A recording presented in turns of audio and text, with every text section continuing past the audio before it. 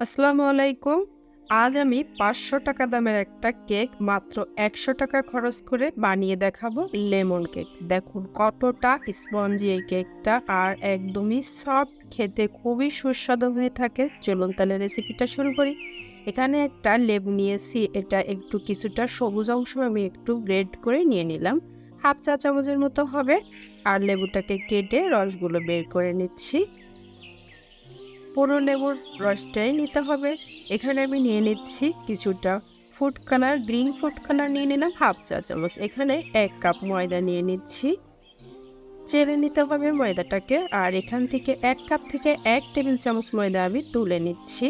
আর এখানে দিয়ে দিচ্ছি ১ টেবিল চামচ কর্নফ্লাওয়ার, মানে ১ টেবিল চামচ ময়দা তুলে নিয়ে কর্নফ্লাওয়ার দিলাম। আর এখানে দিলাম হাফ চা চামচ বেকিং পাউডার আর ১ চিমটি পরিমাণ বেকিং সোডা আর একটুখানি লবণ ১ চিমটির মতো হবে।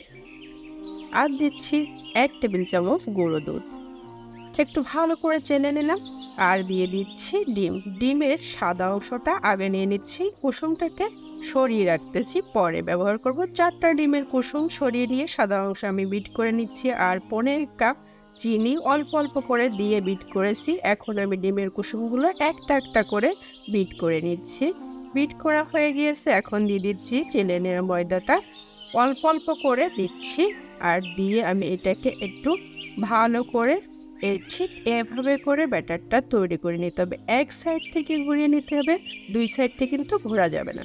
আর এখন আমি দিয়ে দিচ্ছি 1/3 কাপ তেল, রান্নার তেল। দিয়ে দিলাম ওই যে লেবুর রসটা।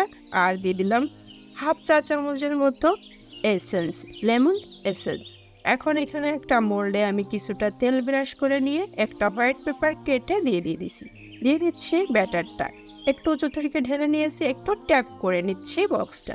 এখন এখানে আমি একটা হাঁড়িতে ২টো কাগজ দিয়ে দিছি আর একটা স্ট্যান্ড দিয়ে দিছি।